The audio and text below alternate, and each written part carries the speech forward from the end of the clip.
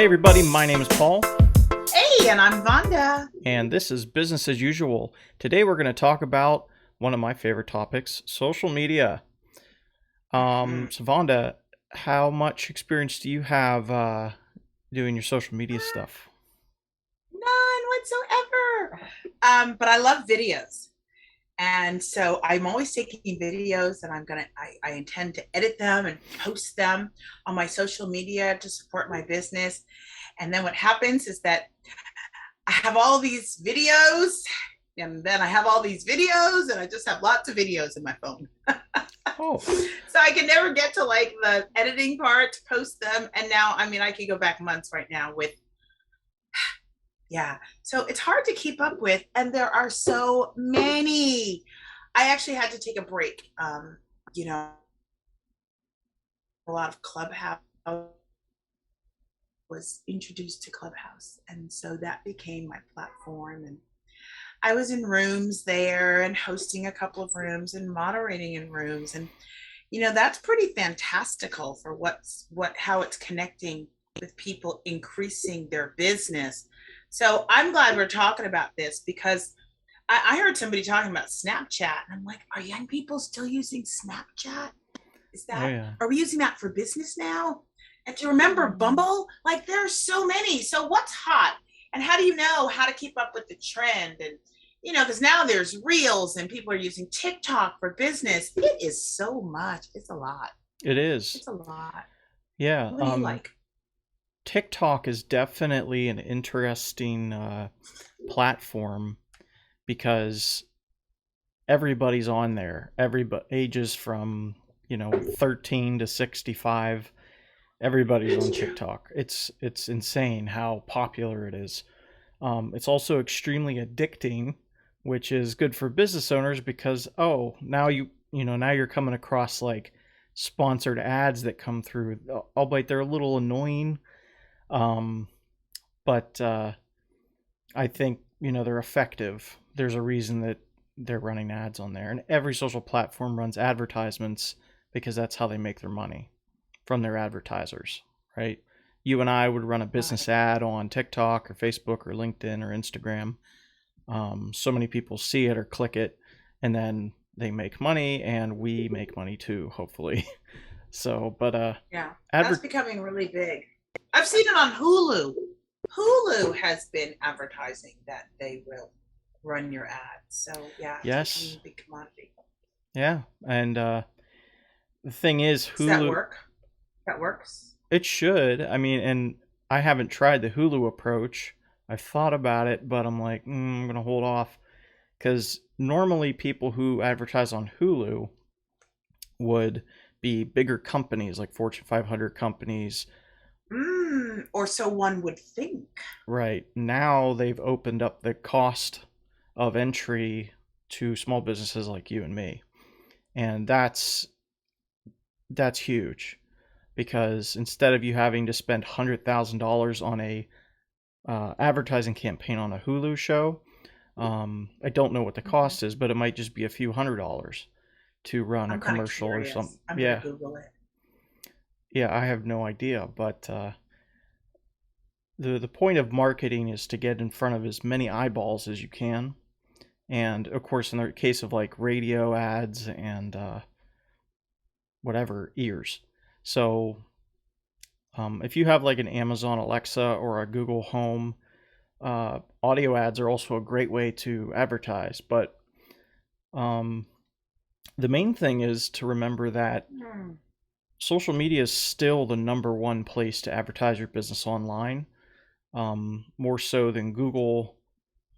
Uh, Pretty much Google. I don't even count Bing because Bing's terrible. I don't use Bing at all. I Um, know, and they keep pushing it, don't they? they're trying.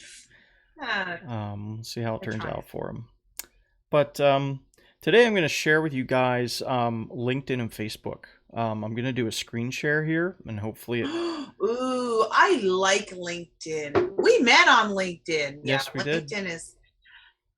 I haven't been back to check, but once those numbers get up, people start following you. And I used to have a ritual where I would reach out to 25 people a day on LinkedIn. And I created a blurb and a message, and I would send it to everybody, just really trying to start my media on LinkedIn.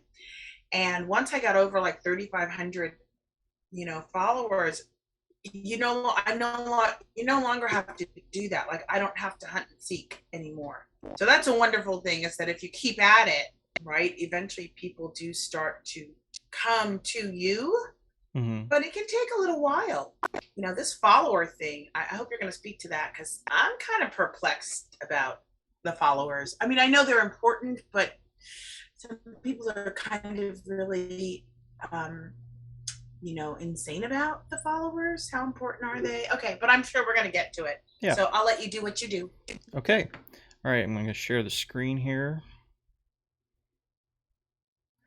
I think I'm just going to share Google Chrome. Yeah, I'll just share that. Okay. Can you see that? Oh, I can. Okay. And we're going to hide the floating meeting controls. This is Facebook. Very cool. Yes. So over here I have LinkedIn. Here I have Facebook. So what you're seeing here is my official Cassis Media Facebook page. And at first glance, it's like, wow, there's a lot to it. But Facebook's made it really easy for people to look at things and digest them in sections and blocks. So you can see here is where Facebook will kind of promote certain functions to businesses. So like you can earn more customers with new content, and it's encouraging you to create a post or learn more. This, I promise I won't turn this into a tutorial, but essentially, this is broken into blocks. And when you think of it like that, it makes it a lot easier to digest what's going on in your page and not be so overwhelmed, right?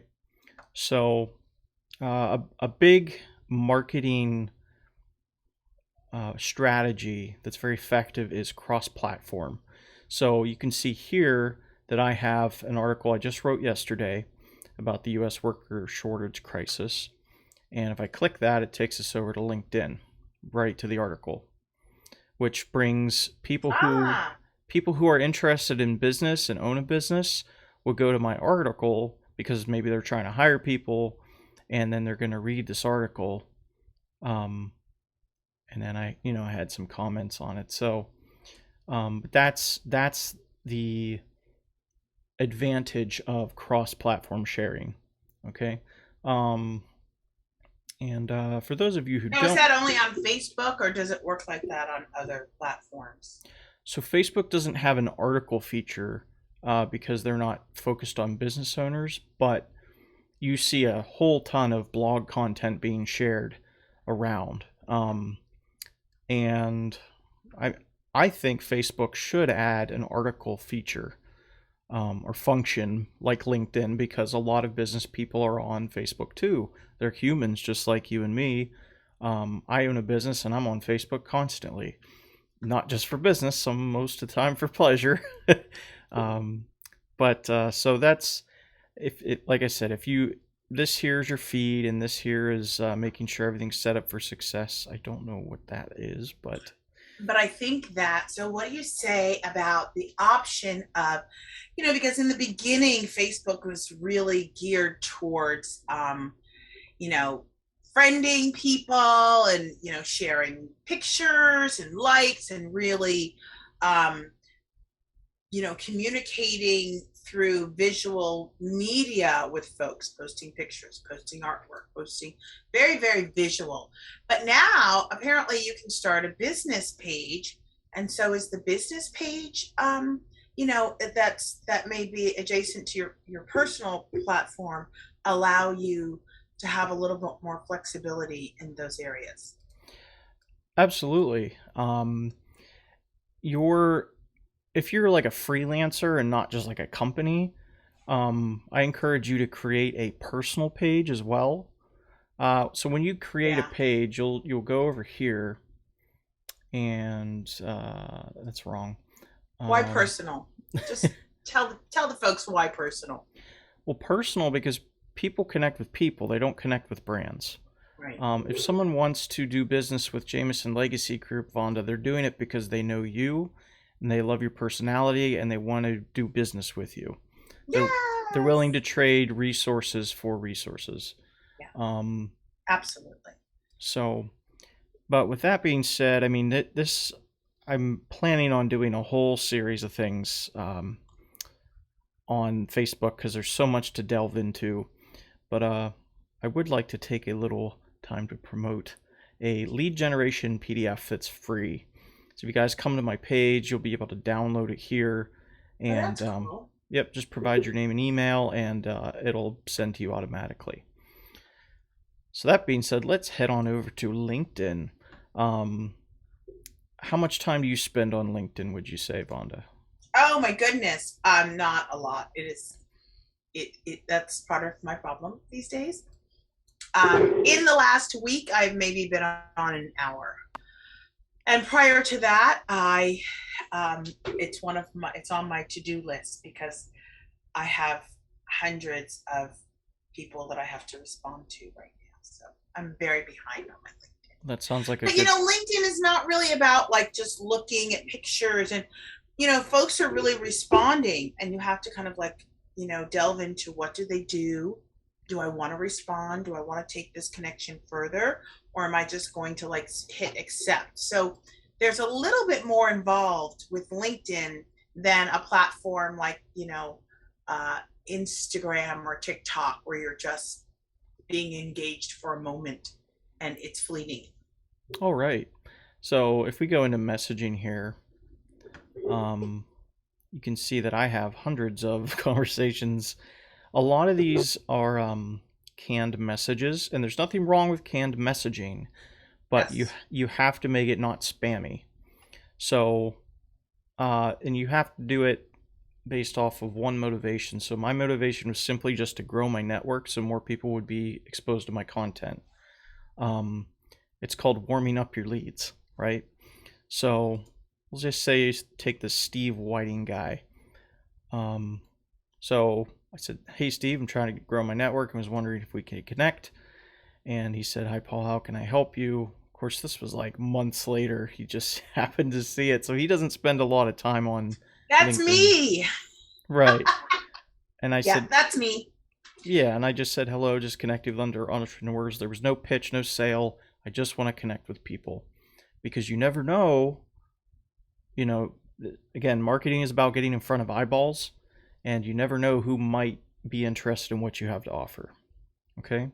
So if we go to the home, this is where your news feed is. Well, I have a question. I'm sorry. Let me stop. Yes. Yep. Let's talk about for the peeps, for our Mm-hmm. peeps. So that's nice, and yeah. Hey, how are you? And I'm just trying to connect. And when do you go further? How many interactions later do you wait to be asked? What is it you do? Because he asked, how can he help you? And so, do you, as an entrepreneur, need to be helped? Or are you offering help? Like, when does a person lead into that? So there's books and whole things written on this. When some Okay, in a sec. when a business or a freelancer approaches you, says I'd like to connect on LinkedIn, it's become so spammy that people automatically suspect that you're trying to pitch them on something. Um, so when I just say I'm purely just connecting, his how can I help you was trying to throw the ball back in my court.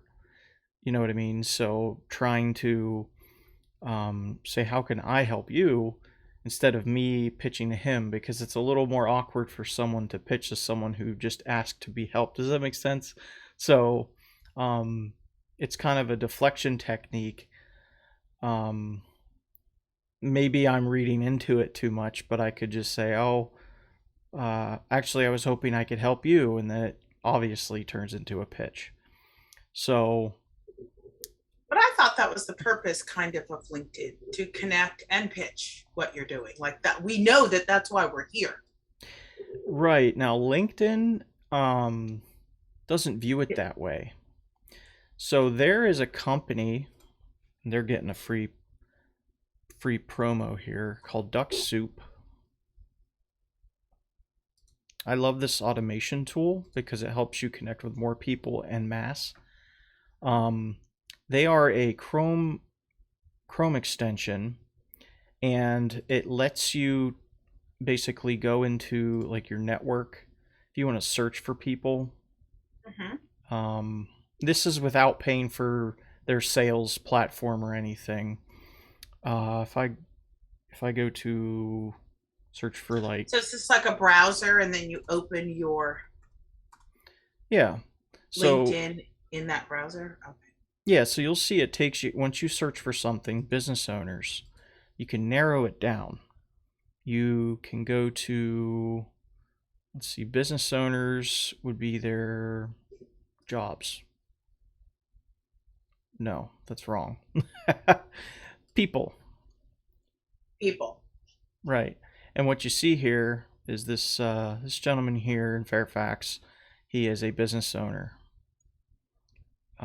This is in their description, e-commerce business owner, so on and so forth.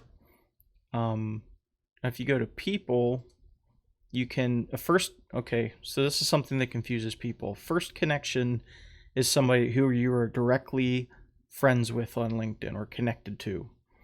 A Hmm. second connection is friends of that friend. And third plus is the network, LinkedIn, the network, out from the second connection. So when you say, I know someone who knows someone who knows someone, that would be a third connection. Ah, Right. So if I just I want, didn't know that. Okay. yeah, I so didn't if, know what third connection was. I understood the second, so that's great. right. So if I wanted to know somebody or get a list of all the business owners in my direct network, I would show the results here. And you can see how it says message here. Um, LinkedIn lets you directly message your direct connections because they approved you to be connected to them. But if I were to go and just filter out to second connections, you have to connect with them first, right? Yes, and how do you send them a message though So if before you connect? if I want to Hmm. connect with Eric Gershik here, I press connect. And this is what Duck Soup will do. It will go to all the second and third connections for you. Press connect, add a note, which I highly Hmm. suggest doing. Hmm. Say, hey, Aaron, I'm, That says, "I just want to connect." yeah. And then you would send it. Um, I'm not going to do that because, well, there's Okay. too much going on here, but you get the point. So, Right. LinkedIn is a great way to connect with other professionals. And if you want to take the route of direct sales pitching, um, don't do it right off the bat. It's like you don't bet them on the first date. You know what I mean? It's Okay, well, let's talk about that yeah. because a lot of times people have trouble talking to other people in general. I'm learning. Mhm. I That's never been my issue, but I have come to understand that it is not a given that people are comfortable or know what to say to people. So let's just give folks ideas of what does that first sentence look like? What does that intro look like? What are those words? What should they sound like? Give me some examples. Okay, so let's say we go to my network, right? And I have 3,000 connections, and these are all the Well, first. I wanted you to be organic.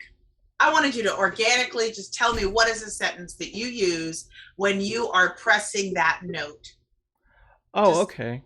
yeah. Well, What do you say? I have something I say. I'm gonna let you go first. Now, what do you say? What does that sound like? Because folks don't know how to open. okay.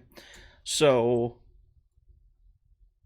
the most popular technique that I would use would be, "Hey, I was hoping we could talk. Like have a meeting. Not those exact words, but you try to get a meeting, like have a few minutes of their time, or um, you could ask them if they were. You could just say, "Are you looking to have a new website?" Um, but that seems pretty pitchy to me. So I would go. I was hoping we could have a conversation. I mean, there's a couple different things. What do you do? What's worked for Well, you? at pitchy.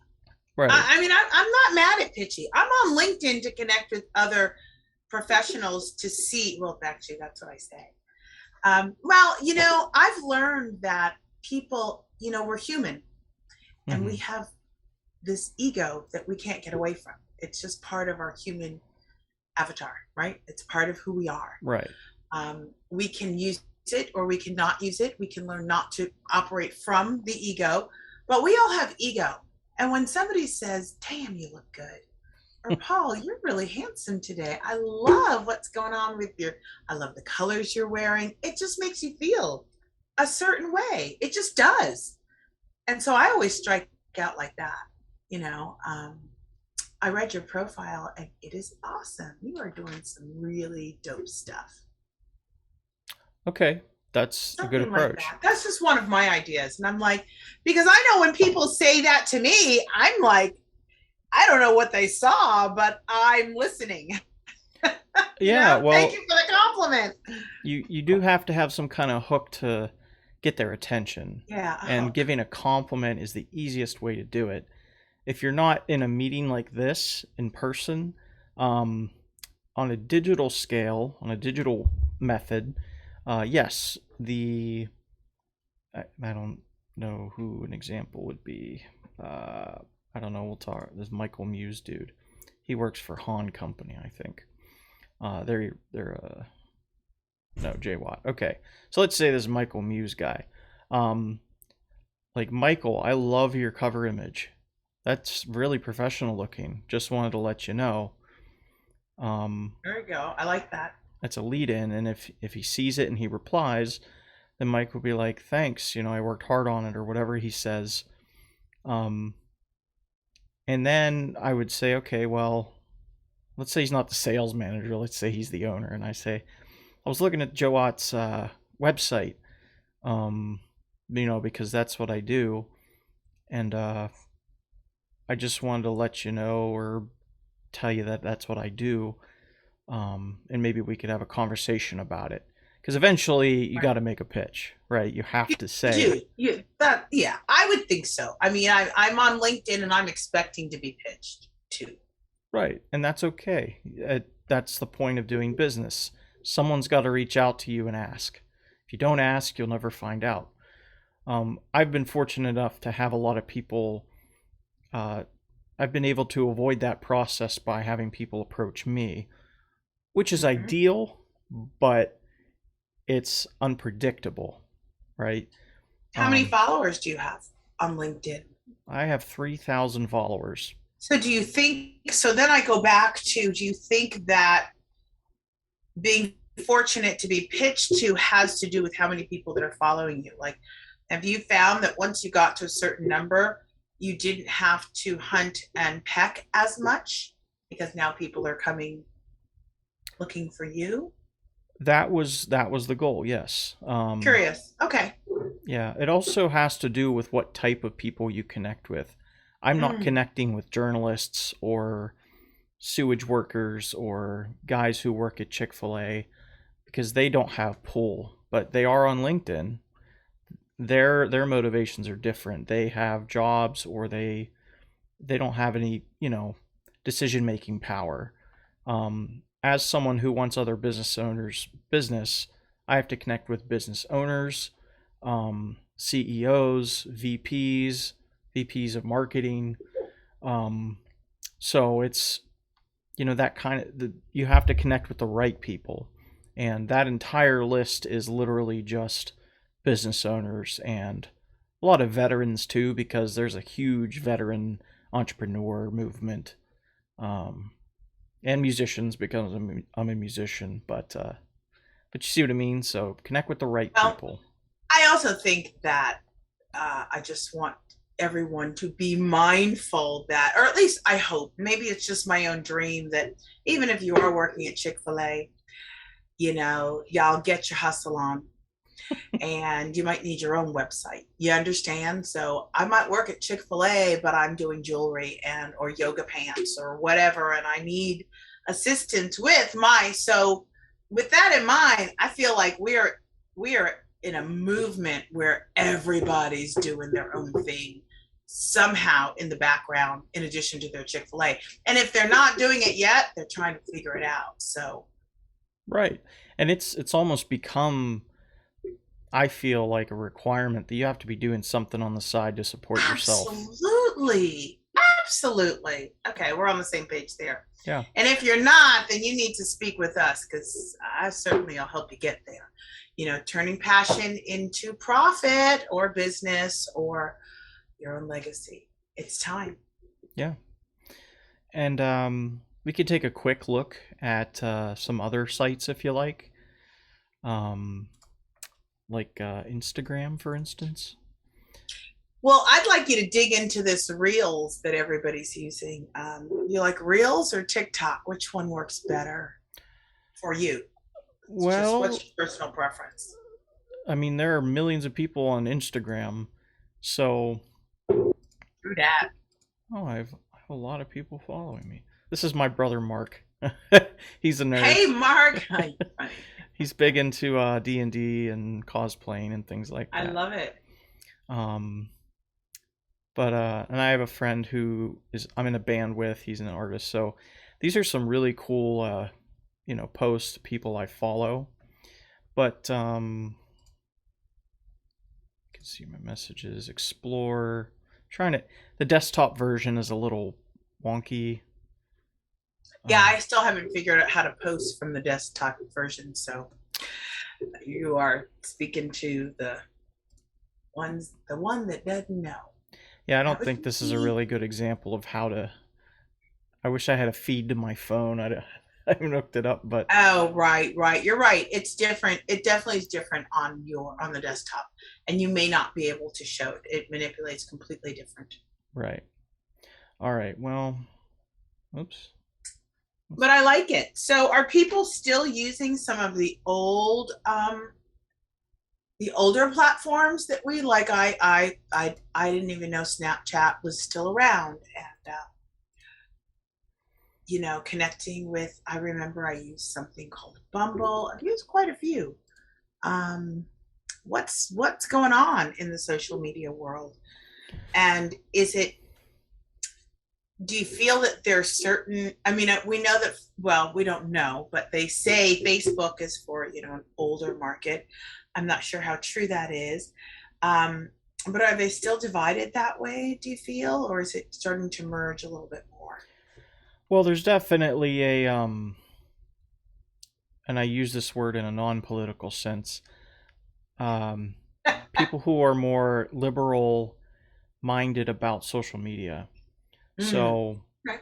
because Oh my. I guess it is directly affected by politics in a way, because conservatives have new platforms like Parlor and Smoke and Bacon and these We We Me or something like that. So there's like offshoot social media Ooh, platforms, okay. you know, Okay, haven't heard of any of those. right? And they What's a are, weenie? yeah, they are basically um, for people who don't want the oversight and the micromanaging that Facebook does with flagging posts. And if you even put COVID in an image, it's going to pop up with that little thing. There's a lot of jokes about that. Like there was this one with this girl, and it says, this girl with a stick, and then below it says, do the thing. And then it had a literally on Facebook, it came up with a COVID thing, and then you were supposed to take a screenshot, and it was like a It's whole, crazy. yeah. So, uh, it's There's crazy how Facebook has all these regulations and rules, and of course they're trying to stop hate speech and anything that looks like hate and bad content, because at the end of the day, social media platforms make money off of advertisers, and if advertisers don't advertise because the content is it's being associated with bad stuff, Facebook can't have that because they'll lose money. So Makes um, sense. right. Makes sense. Yeah. I've seen a lot of regulation around music as well, and using people's music, and Yeah. I guess that speaks to reproduction rights and all of that. But I'm glad to see that they're paying attention to that more. It's kind of a pain in the ass, but I get it. Yeah.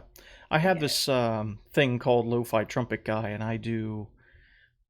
Yeah, I love haven't done my it in a truck couple guy. I months. love Yeah, I've him. been meaning to get back to that, but I play over lo-fi music, and what I'll do is generally just stream stuff from the YouTube videos. The thing is all copyrighted music, so when I posted the video streams on Facebook, Warner Brothers was all over me. They're like, "Your video's been muted. Your video's been blocked." You know, and I'm just starting now to get claim releases on some Hmm. of the parts of those videos. It's like 10 Yeah, seconds of stuff. So yeah, I mean, very important. yeah, Uh, Facebook does a great job of regulating what's going on their platform, but for businesses, I don't know if that's a good or a bad thing because Instagram as well. Well, maybe it forces us to be more creative. And I say that because what happens when you can't use something you don't have rights to? Or perhaps when I say creative, you start to think of folks that you know, and maybe you reach out to someone who's got some great music where mhm, they can actually give you the right, and there is no, clap back, and you put your friend on or your constituent on. So I do think that we should begin to get more creative so that we can share, um, that the platform with other folks, and reciprocity is important. yeah, especially with podcasts, just as I mentioned there, because a lot of people they don't know what to put in the beginning of their podcast or shows like this one.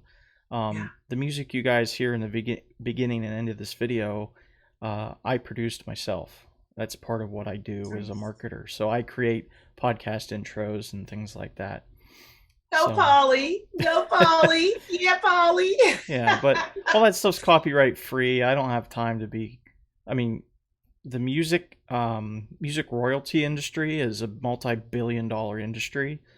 You can make a full-time living just creating music that and collect royalties from BMI or ASCAP. Um, but that's a whole other conversation that I'm not even fully versed on. But yeah, Well, so thank you.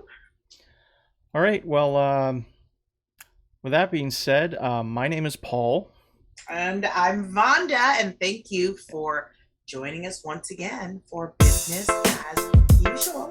Have a great week.